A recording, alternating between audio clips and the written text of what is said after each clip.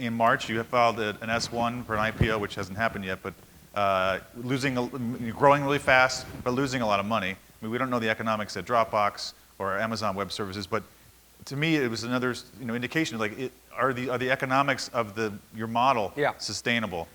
Basically, the way our business model works is this: there's a big separation between the sort of unit economic of a single customer, and then the actual cost to building out and investing in the infrastructure and the team and the sales to go get all the customers. And so we basically made the decision 2 to 3 years ago that we were, in our personal opinion, entering a once-in-a-lifetime opportunity where a bunch of factors in the technology industry were pointing to a re-platforming of the enterprise, where basically, because of mobile, because of cloud, because of this changing sort of dynamic in the workforce, there was going to be an opportunity where a set of tools and systems and platforms could emerge in the enterprise that eventually could be as big as the Oracles and Microsofts that obviously came before. And so that was that's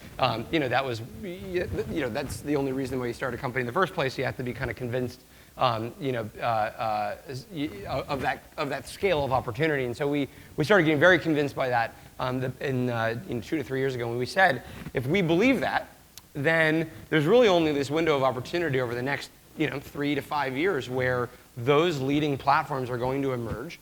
So our model was basically we need to be the best and the biggest in this industry if we're going to sort of make sure that we come out the other end as one of the leading platforms. And so as soon as you make that decision, as soon as you say we need to be the sort of the leading platform in this space, then it's really just a matter of okay, how do you actually go accomplish that? And in our world, if we can't be working with the Global 2000, if we can't be working hand in hand with CIOs and their teams strategically for adopting our technology, then that is going to be a missed opportunity where some other company, where we think it's actually probably worse software, is going to win that deal or work with that organization. And so it was a matter of how do we both simultaneously invest in the infrastructure, the security, the software. Everybody sort of thinks what we do is cloud storage, which is very cheap, but actually it's the security of the data, it's the software and experience around how do you manage the data. That's the really hard part.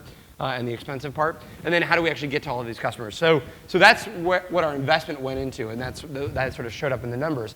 The justification for that, the rationalization for that is that the actual economics of any given customer are quite strong. So we might spend $1 to acquire $1 of revenue in the year that we acquire that revenue, but it's a subscription revenue business, which means that we get that dollar effectively every year thereafter, assuming we're doing our job serving the customer. So unfortunately, some of the unit economic stuff didn't really break down in the S1 that we filed, and that's something that was sort of more on us to not, we should have made that way more clear.